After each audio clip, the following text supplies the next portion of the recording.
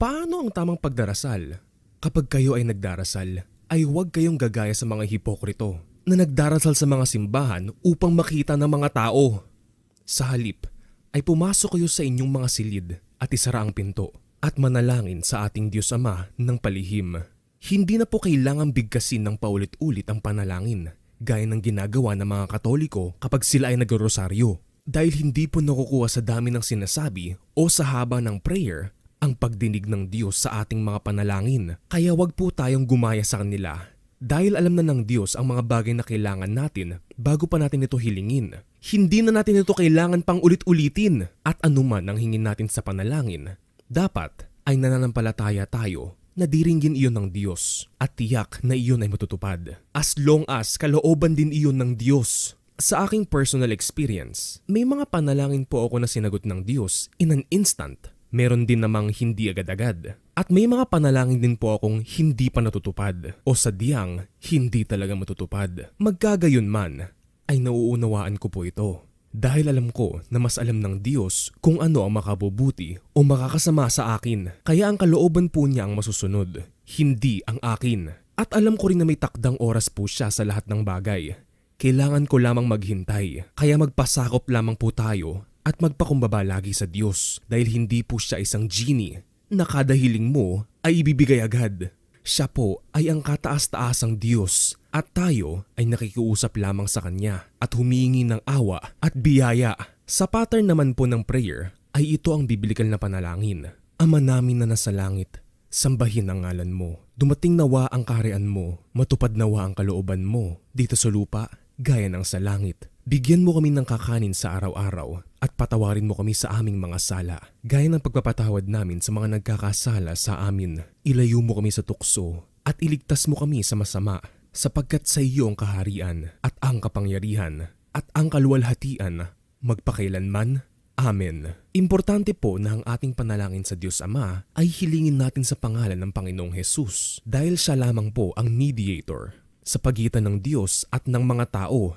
At hindi si Mama Mary. Kaya kahit anong pray nyo kay Mama Mary, ay hindi po niya yun maipaparating sa Diyos. Sapagkat hindi naman siya mediatrix. At wala pa pong taong nakakaakyat sa langit. Kaya ang pagdarasal po kay Mama Mary, o sa mga santo, o sa mga patay nating kamag-anak, ay unbiblical. Maging ang paggamit ng prayer beads, at ang pagsasign of the cross. Tradisyon lamang po ito ng mga Katoliko. Kaya wag po ninyo itong gagayahin. At kung babasahin niyo po sa Biblia, ang Aba Ginoong Maria ay hindi isang panalangin, kundi isang pagbati lamang ni Arkanghel Gabriel at ni Elizabeth para kay Mary. At hindi naman po inutos ng Diyos na sambitin din natin ito o gawing panalangin kapag nagdarasal naman o nagpapahayag ng mensaheng mula sa Diyos. Ang isang babae ay dapat na may pantakip sa ulo at ang mahaba niyang buhok ang ibinigay sa kanya ng Diyos bilang pantakip sa kanyang ulo. May mga nagsasabi na ang pantakip daw sa ulo na tinutukoy sa verse na ito ay isang tela gaya ng belo. Kung gayon man, ay wala namang masama kung susundin ito ng mga kababaihan dahil isusuot nyo lang naman ang belo kapag nagdarasal kayo o nagpapahayag ng mensahe mula sa Diyos. On the other hand, kapag nagdarasal naman o nagpapahayag ng mensaheng mula sa Diyos, ang isang lalaki ay dapat walang pantakip sa ulo or, in other words, hindi dapat mahaba ang kanyang buhok at wala dapat siyang suot na sombrero sapagkat ang lalaki ay ang larawan at kaluwalhatian ng Diyos. Kaya hindi niya dapat takpan o itago ang kanyang ulo, habang ang babae naman ay ang kaluwalhatian ng lalaki. At dahil dito'y nararapat na mayroon siyang tanda ng kapamahalaan sa kanyang ulo sapagkat ang mga anghel ay nililista ang lahat ng ating ginagawa. At kung sa pagpapahaba nyo ng buhok at pagsusuot ng pantakip sa ulo ay makikita ng mga anghel na talagang sumusunod kayo sa mga utos ng Diyos, edi mas mabuti dahil lahat tayo ay huhusgahan ayon sa ating mga ginawa.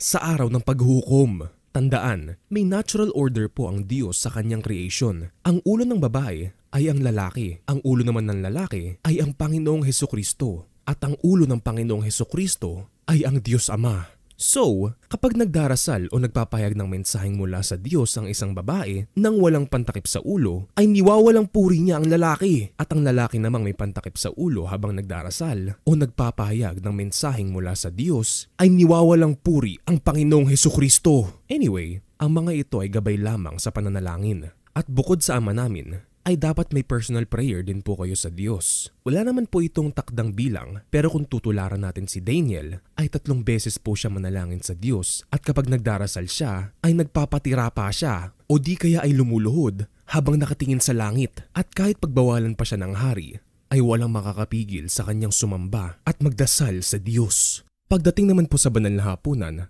ay madalas po itong gawin ng mga unang Kristiyano tuwing nagtitipon-tipon sila sa araw ng linggo. Ibig sabihin, wala pong takdang bilang kung gaano kadalas ito dapat gawin. But the more often na ginagawa ninyo ito, ay the more na ipinapahayag ninyo ang kamatayan ng Panginoon hanggang sa kanyang muling pagparito.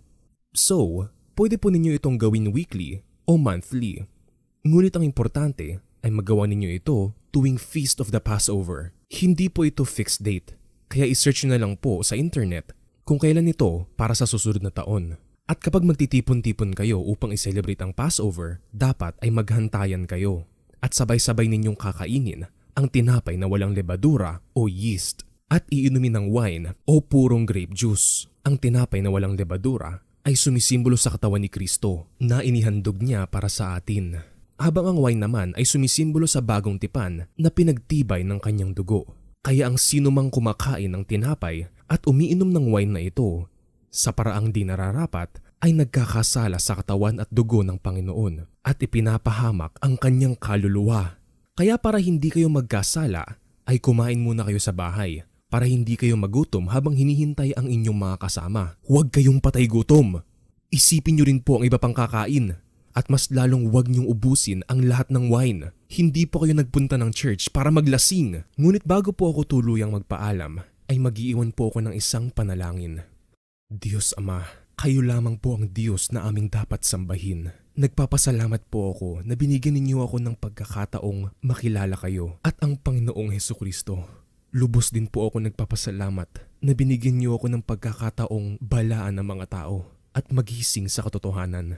Naway hindi na po kami bumalik sa kamunduhan o sa buhay na makasalanan at naway makayanan po namin ang mga panguusig at pag-atake ni Satanas sa amin at sa aming pamilya. Tulungan po niyo kami na maging tapat sa inyo hanggang sa wakas. Kahit buhay man namin ang maging kapalit, patawarin niyo po kami sa aming mga kasalanan at naway tanggapin niyo po kami sa inyong kaharian. Sapagkat sa iyo ang kaharian, ang kapangyarihan at ang kaluwalhatian magpakailanman. Hinihiling ko po ito sa pangalan ng Panginoong Hesus na nag-alay ng kanyang dugo para sa kapakanan namin. Amen. Maraming salamat sa panonood at God bless you.